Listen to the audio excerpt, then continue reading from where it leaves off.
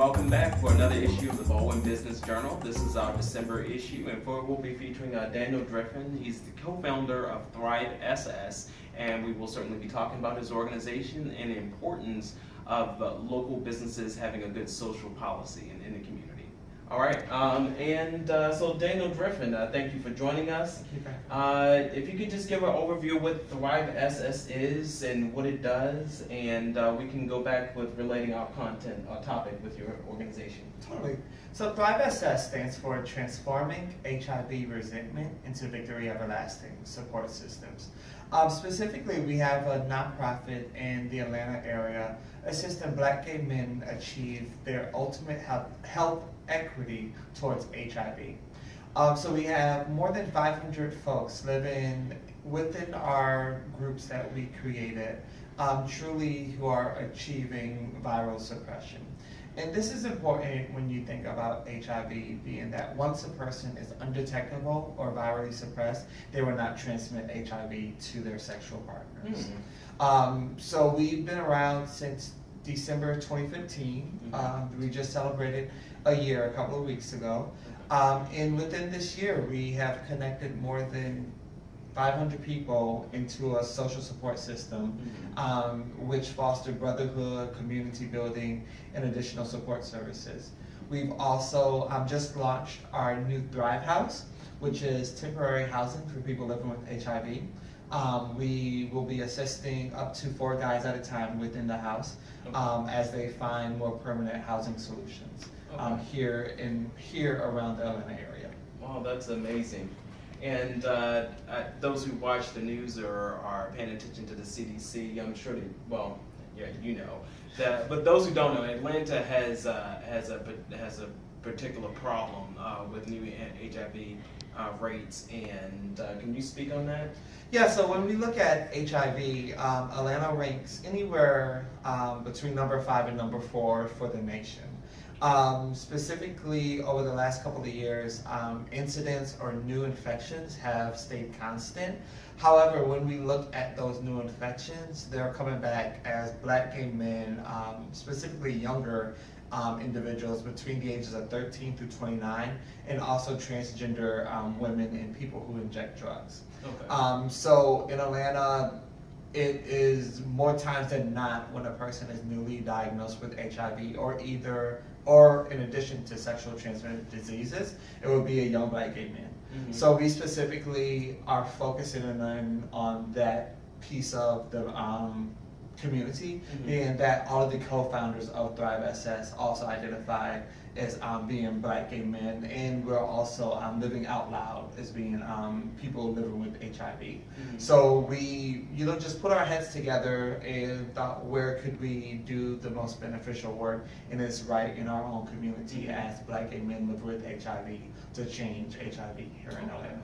Well, what would be your primary 3 theories of why it is the case, why it's pronounced among Black LGBT youth, I guess 18 to 29? So my 3 top theories of why that is. Not even theories, but facts, and this is data. Okay. So the number 1, you have to follow the economy.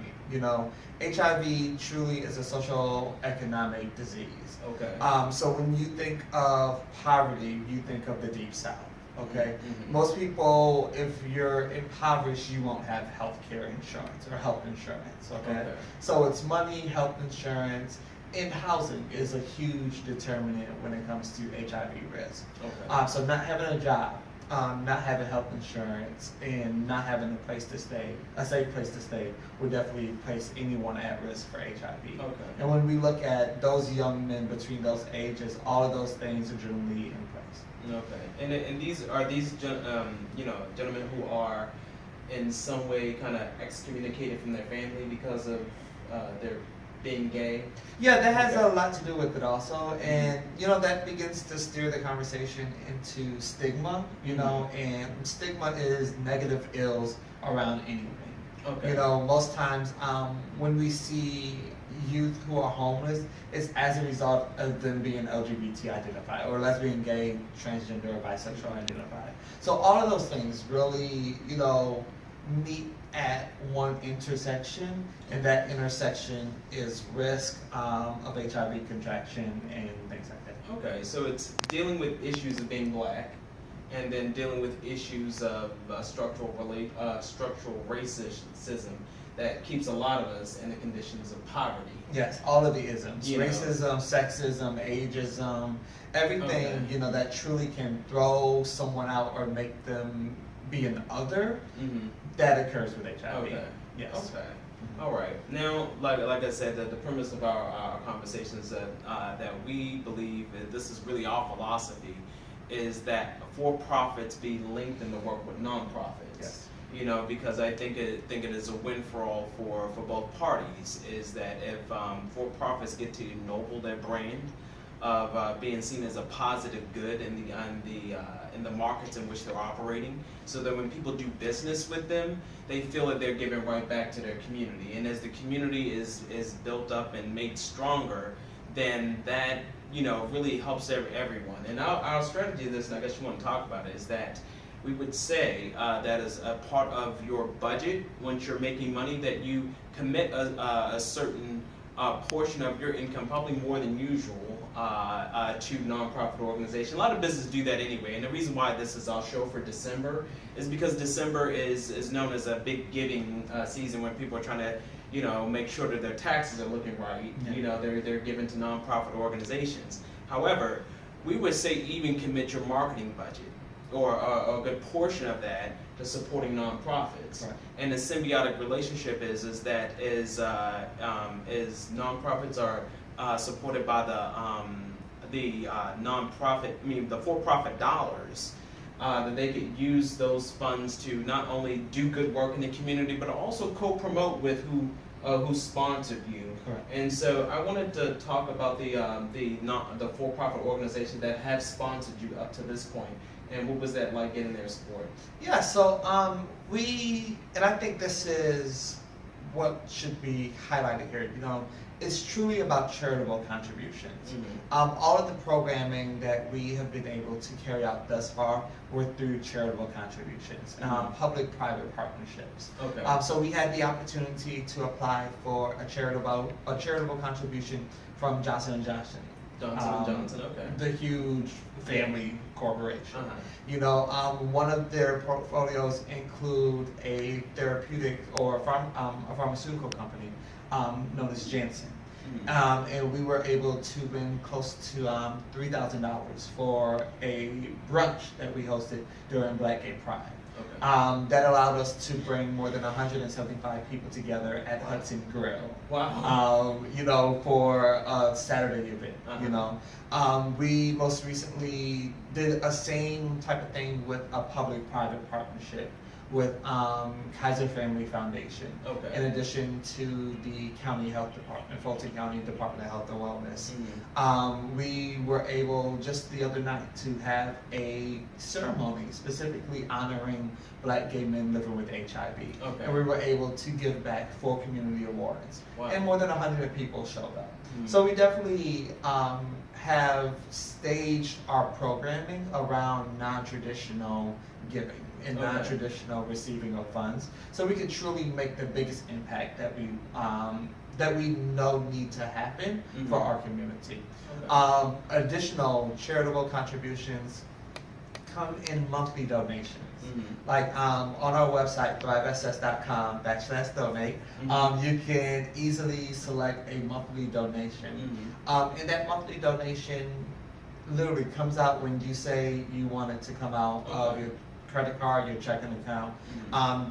directly to the organization, and that firmly assists us creating spaces for Black gay men living with HIV, in addition to providing housing and even Uber and Lyft rides to medical visits. Really? Being that transportation is a huge thing, and it's a huge thing to keep someone out of care, Mhm. So it's truly receiving funds from everywhere to truly get our mission accomplished. And from the business perspective, it's a 501c3. We are a federally. So, yes. yeah, well, I'm sure that when you're doing events, you do list the corporations that are sponsoring you. Yes. And so if you are committing a significant portion of your marketing budget, you get to write that off as a tax break. Yes. You know, I mean, it's money. If you're in business, it's money that you're going to spend anyway. Getting on radio, getting on TV, getting on the internet, or whatever. Think about using a significant part of your to partner with organizations, and so that people know that you are being helpful in your community. And I definitely think, and it's just what you said, it's being helpful. You know, these are actual people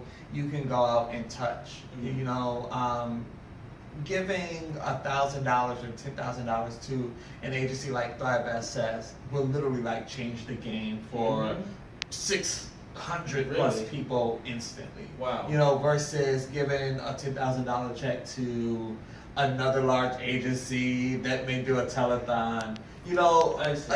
it's whether or not money is program specific Mhm. or, you know, like administrative specific. Okay. And that's really what we're getting Because at. you're very, starting just a year ago, you're very grassroots now. I hope that you do become bigger, but you are right at, in the mix of it versus, I guess, like Salvation Army, Susan G. Komen, Yes. you know, where they have huge staffs with salaries Yes. and everything like that. That's not the case for you. So No, that's not a our lot case of at money all. just goes directly into Right into program. Okay. Yeah.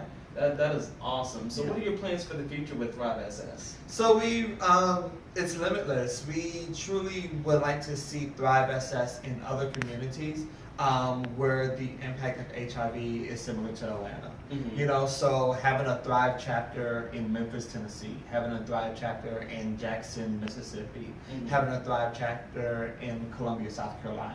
Mhm. Being that all of those places, especially along the Deep South, HIV is hardest impacted by Black gay men who truly cannot say that they're Black or who truly cannot say that they're gay or living with HIV. Mhm. You know, having co-founders again to create something for Black gay men as Black gay men living with HIV is powerful. Mhm.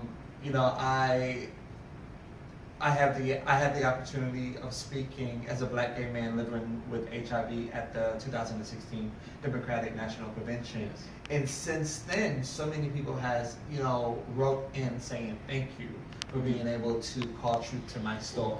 Mhm. You know, and those are the things that truly push Thrive to the next stage. Mhm. You know, so to know that we're preventing a new HIV infection is amazing. To Okay. know that we're preventing someone from sleeping under a bridge or couch surfing for the next couple of months, Wow. that really makes us feel great, and it's all necessary. So that's truly where we see Thrive within the next couple of years. Now, one thing I remember, we're Facebook friends, and we've known each other for a few years now, and we always link up in things that are helping our community. And I remember a Facebook post about Thrive that caught my attention, and you said something to the effect of, don't tell me that we cannot serve ourselves. That connected to me because that's what we're all about, is that God bless beneficent white people. We love them. But we are all about challenging ourselves to be able to do for ourselves. And don't tell us that we can't. Yeah. You know, we have the resources. We are not individually as monetarily resourced, you know, as some of our white brethren and sisters or whatever, but there's enough of us, and if enough of us do the little that we can, what would that mean for you? Like, I personally, I'd say I get $25. You know, I can afford thank you. Yeah, I can afford to do that. I know that in the scope of what you're doing, that's like a drop in the bucket. You know? Again, Mhm. everything helps.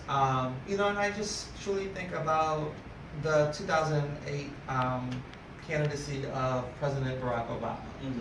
You know, how many people actually donated $3? Mhm. That was all they could afford, but he And we won can't do that. with $3. You Yeah. know, if truly everyone who watched the video go to our website and donate $3, that helps. Mhm. You know, I told a friend of mine, not a friend, my mother. My mother is the craziest person you may meet. But she has committed a monthly donation, and it means the world, you know, Mhm. to know that my mother is supporting something like this, especially with our trajectory. Right. I love her if she watches this. Hey, Mom. But yeah, every little bit helps, and it's really getting the rest of the community to pitch in. And just do You the know? little that you can, Yeah. you know, and not where it's no excuses. Like, who doesn't have $3? You know, any of us who are out going to clubs or whatever, you have $12, $20, you know. No, but we really need to have that goal, like, no excuses, is that we have to serve ourselves, and we can. We We do. can. We And can. to the extent that while the beneficent white people still giving, still keep on giving, but what is it? Yeah, what is it that we can do for ourselves and say that we pulled up our own bootstraps and we did this for ourselves.